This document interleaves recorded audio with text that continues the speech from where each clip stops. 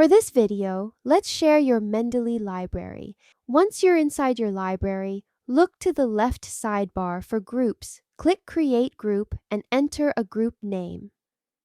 In your library, click on the top checkbox to select everything.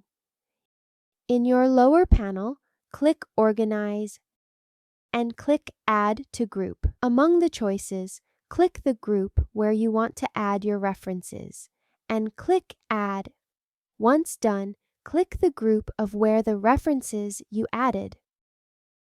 So from here, click on the 3 button beside the group name. Click Manage Group. A side panel will appear. Click Invite Members.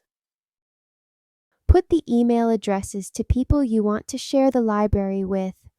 Once you're done imputing the emails, click Invite button. A pending invite will appear and wait for them to accept the invite. And that's how to share Mendeley library. Thank you for watching.